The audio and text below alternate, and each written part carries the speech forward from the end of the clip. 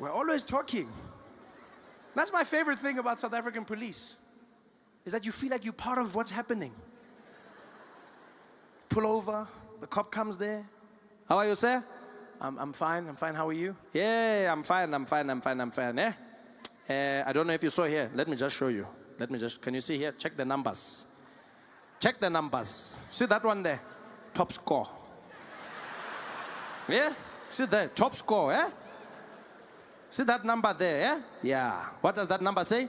Then you're like, it says 160. Yeah? If it was Pac-Man, you have an extra life now, eh? Yeah? 160. So, what are we doing now?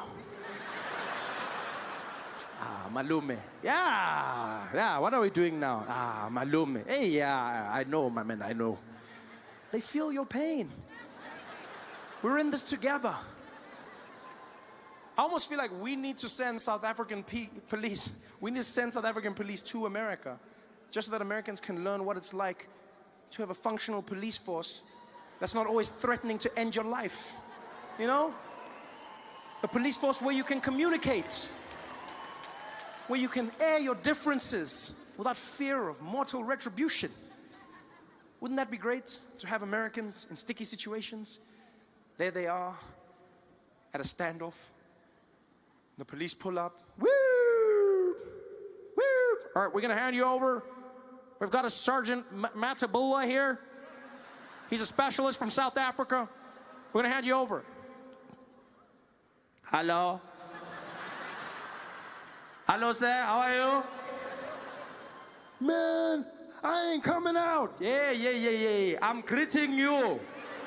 I said, how are you? Don't just shout here, we are talking. How are you? I'm fine, man. Thank you very much for asking.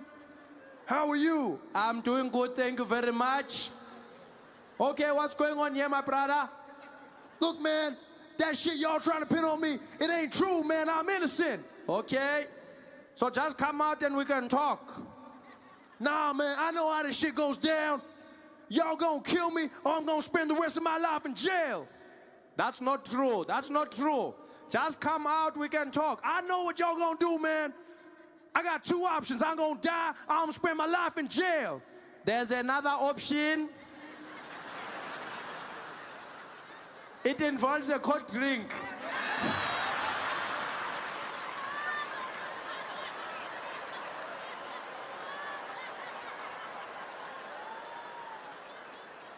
Doesn't have to be this way. I just got back from Atlanta. It was 107 degrees Fahrenheit. Hottest weather. The worst thing is everyone comes up to me and they go, well, you must be used to this being from Africa. And no, I'm not. I'm from Africa, but that shit is hot. That was just, no. I was scared to go jogging because I thought if I ran out in the streets and fainted, wouldn't the local news love that? I'd be running and I'd fall down in the heat. They would have their vans reporting live. They'd be standing there going, so hot in Atlanta, even Africans are fainting. So I'm enjoying this. Really happy to be here, you know. This is going to be good for us, I hope. I say I hope because I never know with stand-up comedy. It's just, you know, it's an awkward experience, I find. I'm always nervous. I find comedy is very similar to sex for me. Well, it's exactly like sex when you think about it. With me, the comedian, playing the role of the man, and you, the audience, the role of the woman. Because it's my job to satisfy you. And you just have to sit there.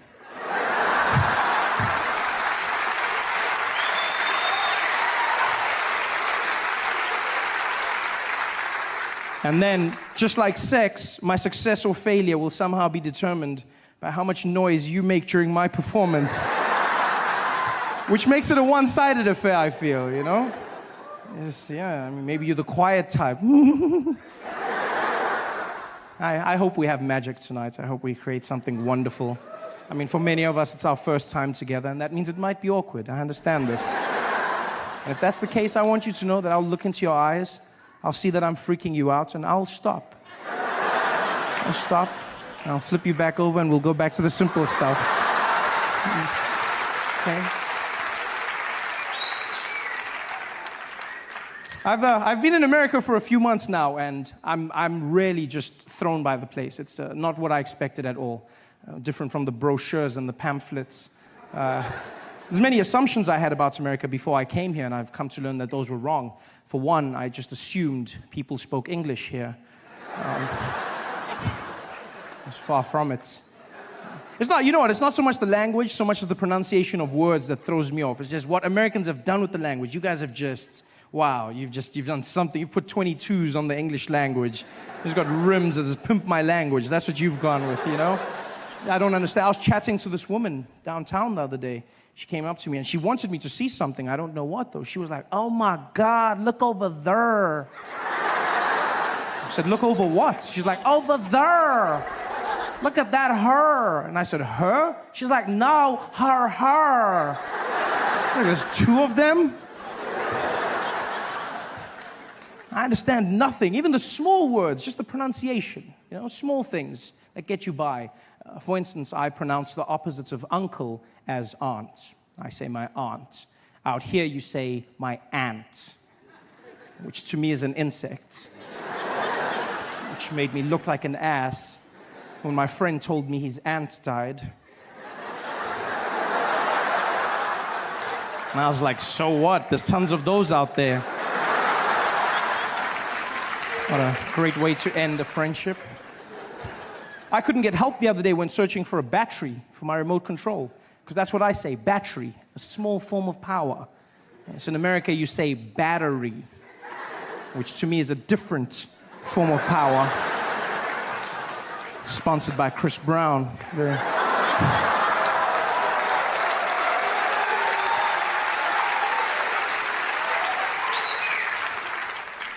And you know what to understand? We live on different sides of the globe, so it's fine. The language will evolve. This is something. But I hope I change one thing in your hearts forever. Just one thing. And that is that animal that looks like a horse. It has black and white stripes. Yeah, do me a favor. From now on, please, it's not zebra. Okay? It's zebra.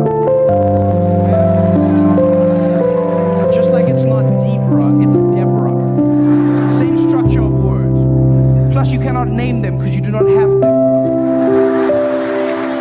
Zebra. It's madness. Everything out here is different. You know how hard it is to learn when you come out here? You have to change everything. This measurement system, which is just, I mean, America, you guys have your own thing, the Imperial system, you know. On my side of the world, we use the metric system, and by my side, I mean the rest of the world.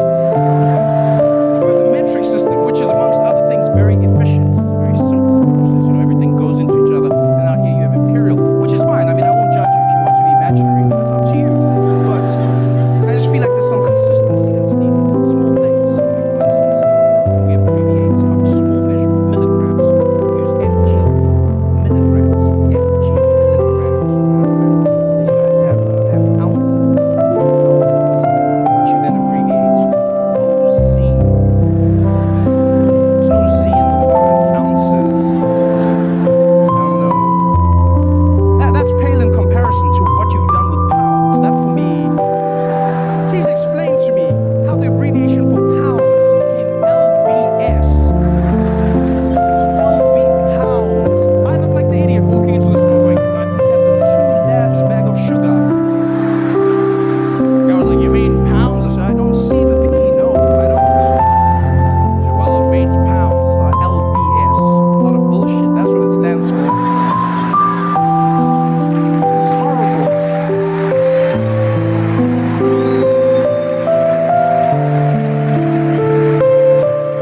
In fact, it's crazy. You do realize the imperial system is so inefficient that even American drug dealers have switched over to metric. Even drug dealers got to the point where they said, "We need some order. We're going with metric."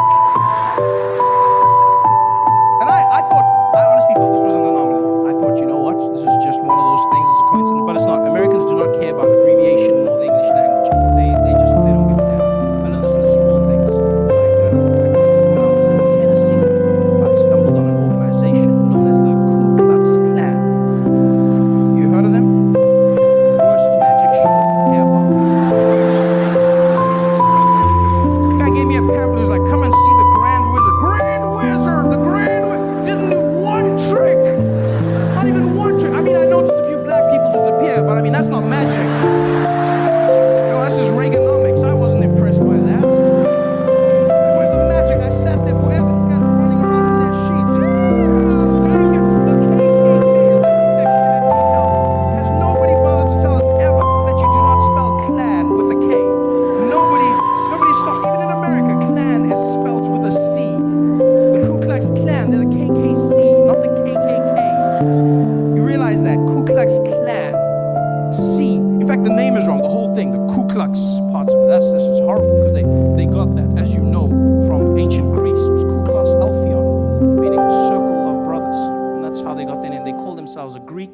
circle of brothers, which is wrong for two reasons. One, if your sole purpose as an organization is to hate black people, don't you find it strange that you've now named yourself the Circle of Brothers?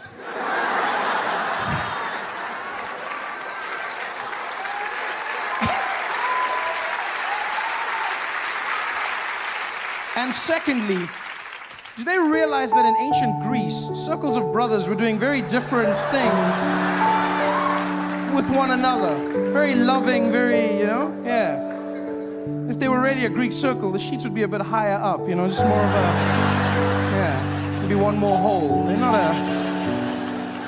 The newspapers say that he's famous, so now people treat you like you're famous. They start saying weird things to you. Strangest things people would say to me. Trevor, well done on everything, eh? Congrats. But, even though you're going to America, don't forget us, all right? Don't you forget us. I don't even know who you are. People would say the weirdest things to me. You know the number one thing people have said to me? Number one thing? It's not good luck. It's, hey, Trevor, good luck over there. But whatever you do, don't forget your accent, all right? Yeah, please, don't pull a Charlize on us, okay? You keep your accent, man. Make us proud.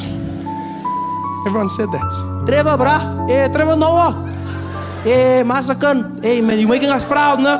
Yeah, man, you're doing big things for us, but brah, I can ask you a favor, no? Don't lose your accent, no? Don't lose your accent. Yeah, when you come back from the States, you mustn't come back talking funny, okay? Please, brother. If you lose your accent, don't come back. Just threaten me? What does that mean, if you lose your accent? How do you lose your accent? People make it sound like you're going to be walking down the street and then just out of the blue, you'll be like, my accent! I lost my accent! What the hell is my... Well, hello? No, that's not my accent! That's my... How are you going to lose your accent? I was stressed now. Because I don't want South Africans to think I'm not South African. I don't want them to think I've forgotten something. This is my home. Now I'm stressed coming home. I'm in the plane, flying back to Johannesburg, and the whole time I'm just thinking, don't lose your accent, Trevor. Don't lose your accent. Don't lose your accent. Don't accent. Is that how I say accent? Accent.